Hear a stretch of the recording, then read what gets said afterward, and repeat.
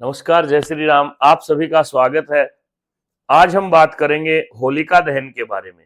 होलिका दहन क्यों किया जाता है और होलिका दहन के समय घर से क्या लेकर जाएं, किन किन नियमों का पालन करें, होली के दिन अर्थात होलिका दहन के दिन क्या क्या करना चाहिए और किस प्रकार से होलिका का पूजन करना चाहिए, क्या सामग्री हमें वहां पर लेकर के जानी चाहिए और किन किन वस्तुओं से होली का बनाई जाती है।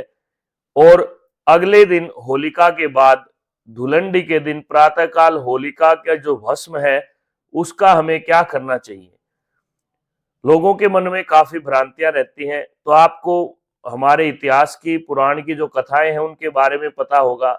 भक्त प्रहलाद को अग्नि में जला करके भस्म करने के लिए उनकी बुआ होलिका ने उनके पिता हिरण्याकश्यप की प्रेरणा से गोद में लेकर के अग्निदाह करने का प्रयत्न किया था, परंतु भगवान विष्णु के भक्त होने के कारण जैसे ही अग्नि को प्रज्वलित किया गया, उस चिता को आग लगाई गई तो वह चिता जल उठी, भक्त प्रहलाद बच गए और जो होलिका थी वह जलकर राख हो गई। अर्थात यह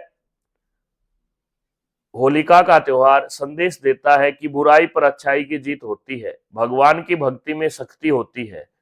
तो इसी भाव से लगभग बसंत पंचमी या पिछली पूर्णिमा को ही होलिका का डांडारोपण किया जाता है।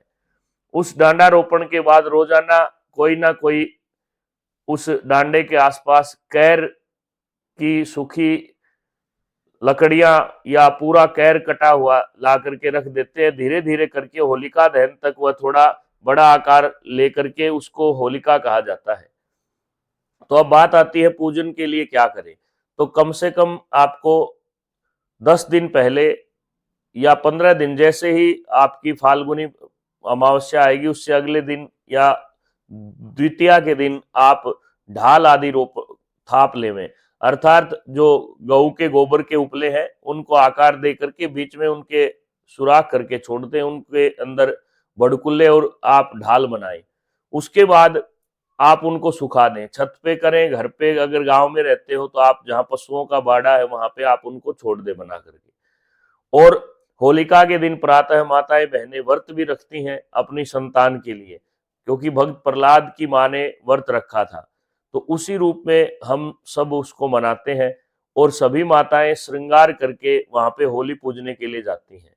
अब होली पूजन के थाल में क्या विशेष चीजें होनी चाहिए, उसके लिए आपको मोली या कच्चा सूत लेना चाहिए और तिलक आदि के लिए रोली, चावल और ऋतु का फल, बेर हो या कोई भी ऋतु के अनुसार जो फल आपके यहाँ अभी फिलहाल में चल रहा है वह फल लेकर के आप जाएं। पानी का कलश लेकर के जाएं और वहां पर होलिका के पास जाकर के भगवान विष्णु को याद करते हुए होलिका को प्रणाम करें और उसके बाद एक सिरे से बांध करके आपको पूर्व से उत्तर की तरफ मुख करके पश्चिम में खड़ा होकर के परिक्रमा करनी है और वो सूत बांध करके उसके भार से परिक्रमा लगा करके वापिस वहां छोड़ देना है।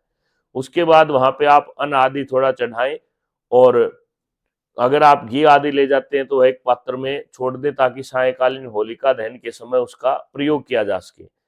और अगर आपके पास गऊ के गोबर के उपले भी नहीं उपलब्ध है तो आप नारियल लेके जा सकते हैं, नारियल के साथ सामग्री लेकर के जा सकते हैं।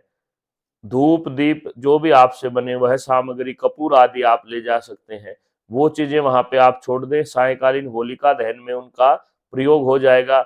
इसके पीछे पर्यावरण को बचाने का संदेश भी है, क्योंकि गऊ का गोबर जब उपले का रूप सूखने के बाद लेता है या सामग्री घी, चावल, खांड, तिल वगैरह जितनी भी चीजें हैं सभी हवन सामग्री में जो प्रयोग होती हैं वो वहां पे आप ले जा सकते हैं।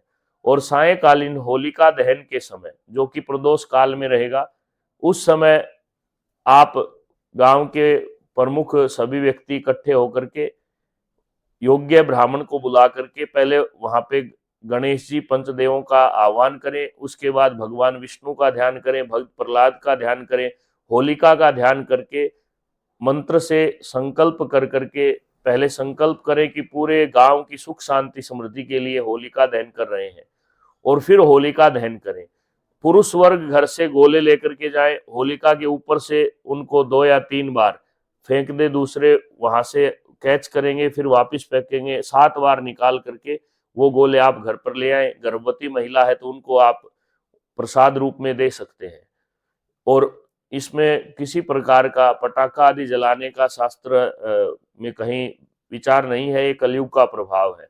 क्योंकि सुगंधि के लिए तो होलिका दहन होता है, ताकि फसलों में जहां भी धुआं जाएगा, अगर पूर्व की हवा चल रही है तो राजा के लिए, प्रजा के लिए सुखमय होता है, पश्चिम की हवा चल रही है तो भी श्रेष्ठ है, दक्षिण की हवा नगरी के लिए हानिकारक बतलाई गई है।